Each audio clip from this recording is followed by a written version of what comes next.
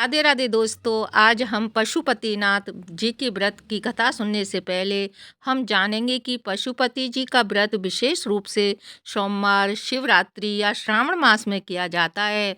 यह व्रत करने से सांसारिक कष्टों, रोग, भय, पाप और मानसिक अशांति से मुक्ति मिलती है। इस व्रत को करने से जातक के अंतर करुणा, समय और भक्ति का भाव बढ़ता है।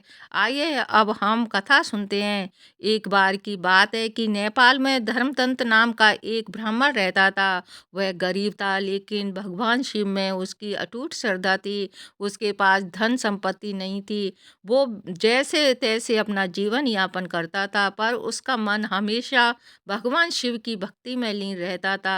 वह रोजाना श्रद्धा से पशुपतिनाथ का स्मरण करता था। पशुपतिनाथ भगवान शिव का ही रूप है। धर्मदंत की पत्नी सुलक्षणा की भी पवित्रता और धार्मिक स्त्री थी। उसके कोई संतान नहीं थी। वे इस कारण भी बहुत दुखी रहते थे, लेकिन कभी भी महादेव जी के प्रति आस्था कम नहीं हुई।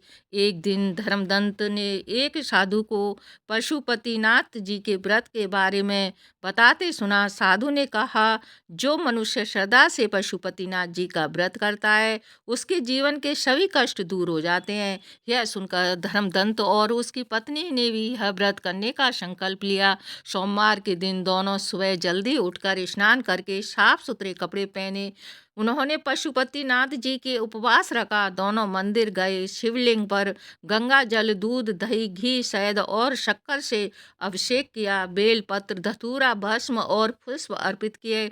ओम नमः शिवाय मंत्र का जाप किया और रात्रि जागरण किया। व्रत के दौरान उन्होंने झूठ, क्रोध, अभिमान का त्याग कर लिया।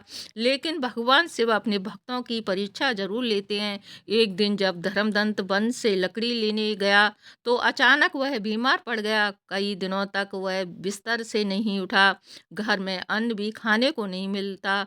सुलक्षणा कठिन परिस्थितियों में भी व्रत और पूजा नहीं छोड़ी थी।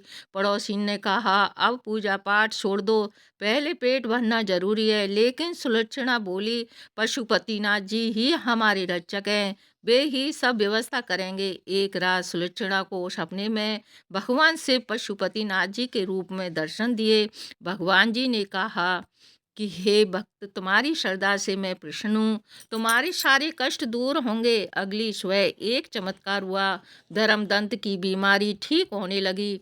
उसी दिन राजा के सैनिक घर आए। राजा को एक विद्वान ब्राह्मण की आवश्यकता थी। धर्मदंत को राजसभा में स्थान मिला।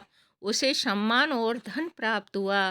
कुछ समय बाद सुलक्षणा ने एक तेजस्वी पुत्र को जन्म दिया। उसके घर सुख समृद्धि से भर गया। समय बीतने के साथ धर्मदंत धनवान हो गया। धीरे धीरे उसके मन में अहंकार आ गया। उसने व्रत करना कम कर दिया। एक बार फिर दुर्भाग्य उसके घर आ गया। व्यापार में हानि हुई और पुत्र बीमार पड़ गया। तब धर्मदंत को अपनी भूल का एहसास हुआ। उसने पशुपतिनाथ जी से क्षमा मांगी और वापस से व्रत शुरू किया। भगवान शिव ने उसकी प्रार्थना स्वीकार की।